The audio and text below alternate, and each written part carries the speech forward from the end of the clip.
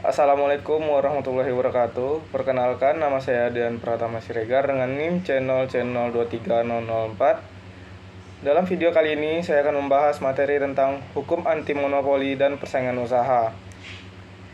Latar belakang hukum anti monopoli dan persaingan usaha adalah suatu bidang hukum yang mengatur tentang persaingan usaha yang sehat dan adil di antara pelaku usaha.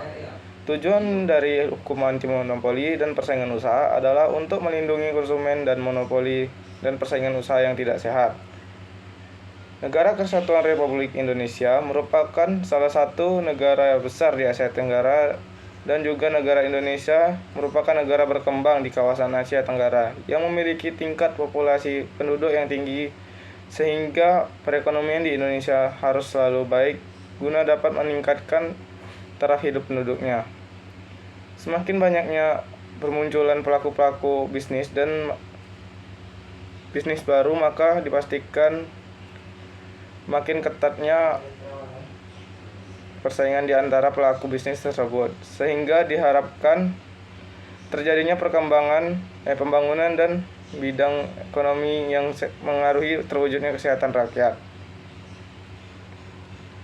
Pengertian monopoli adalah suatu keadaan di mana suatu perusahaan atau sekelompok pengusaha memiliki kontrol atas pasar suatu produk atau jasa tertentu.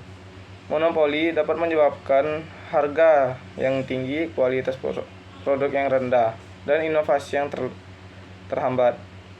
Hukum anti monopoli dan persaingan usaha adalah suatu bidang hukum yang mengatur tentang persaingan usaha yang sehat dan adil di antara pelaku usaha.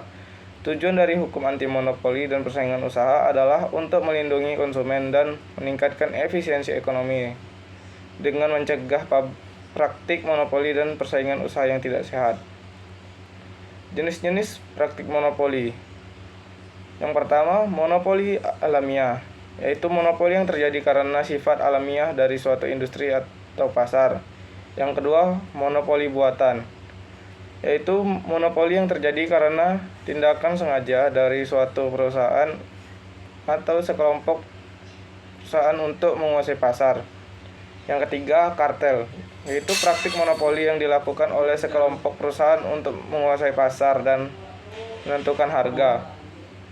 Yang keempat, oligopoli, yaitu praktik monopoli yang dilakukan oleh beberapa perusahaan besar untuk menguasai pasar. Dampak dari monopoli memiliki dampak yang signifikan, di antaranya harga yang tinggi, yaitu monopoli yang menyebabkan harga yang tinggi karena kurangnya persaingan. Yang kedua, kualitas produk yang rendah. Monopoli dapat menyebabkan kualitas produk yang rendah karena kurangnya insentif untuk meningkatkan kualitas. Yang ketiga, inovasi yang terhambat, yaitu monopoli dapat menyebabkan inovasi yang terhambat karena kurangnya persaingan dan insentif untuk berinovasi. Hukum anti monopoli di Indonesia. Di Indonesia, hukum anti monopoli diatur oleh Undang-Undang Nomor 5 Tahun 1999 tentang larangan praktik monopoli dan persaingan usaha yang tidak sehat. Undang-undang ini bertujuan untuk mencegah praktik monopoli dan persaingan usaha yang tidak sehat, serta melindungi konsumen dan meningkatkan efisiensi ekonomi. Praktik persaingan usaha yang tidak sehat.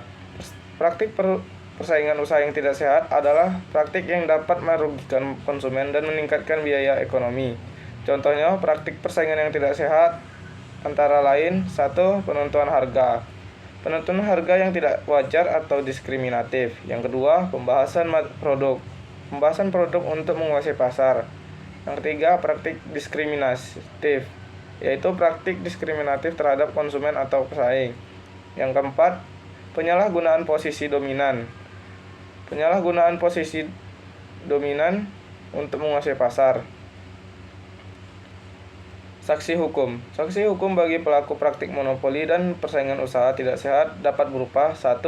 Sanksi administratif. Sanksi administratif seperti denda atau pencabutan izin usaha. Yang kedua, sanksi pidana. Sanksi pidana seperti penjara atau denda. Peran pemerintah dalam praktik monopoli, yaitu memiliki peran penting dalam mencegah praktik monopoli dan persaingan usaha yang tidak sehat, antara lain: 1. Pengawasan. Pemerintah melakukan pengawasan terhadap praktik monopoli dan persaingan usaha yang tidak sehat. Yang kedua, peningkatan. Pemerintah melakukan penindakan terhadap pelaku praktik monopoli dan persaingan usaha yang tidak sehat. Yang ketiga, pendidikan. Pemerintah melakukan pendidikan kepada masyarakat tentang pentingnya persaingan usaha yang tidak sehat. Sekian dari saya tutup dengan wabillahi taufiq wal hidayah. Wassalamualaikum warahmatullahi wabarakatuh.